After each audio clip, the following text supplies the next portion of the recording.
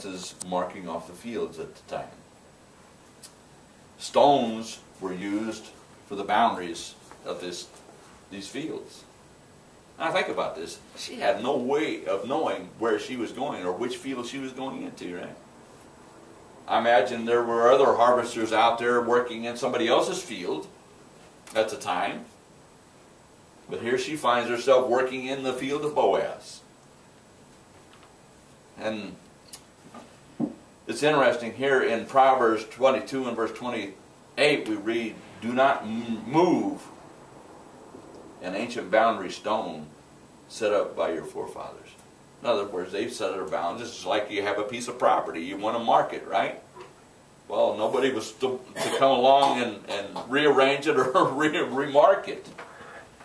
These stones were landmarks to show the division of the fields that day, the same way we have fences on our property today. Warren Wiersbe says in his commentary, the boundary markers were for the parcel of land. There were markers, but there were no fences, and families had no signs, and just like we have on farms today, it was the same way. What we read in this verse is that Naomi was looking out for a field, or looking for a field in which she would find favor and allow her to work in it.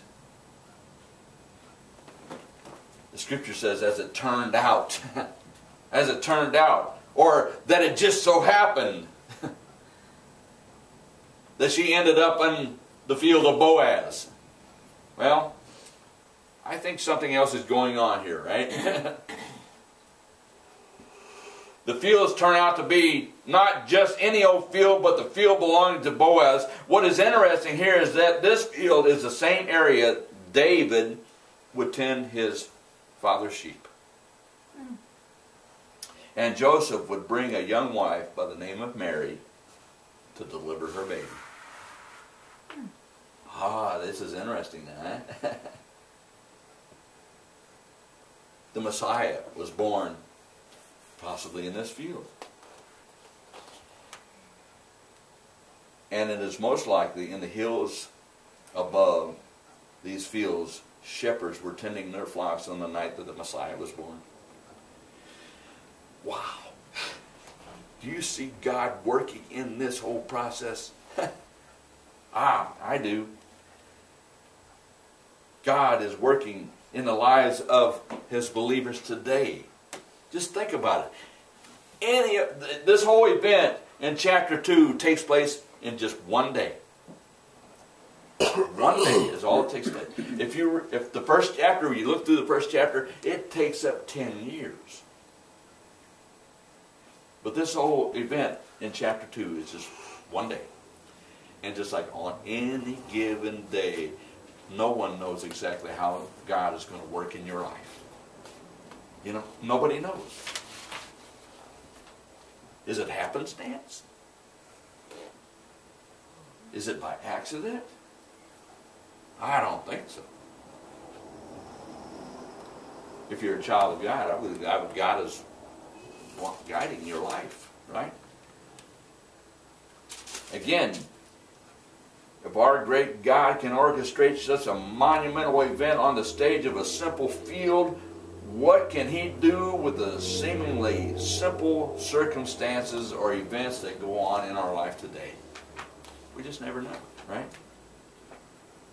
As we see her coming to the field of Boaz, we are reminded of the divine guidance that is taking place. Verse 3 says, as it turned out, she found herself working in a field belonging to Boaz, who was from the clan of Elimelech. The words "as it turned out," or words hap, as the King James Version of the Bible puts it, means chance or happenstance.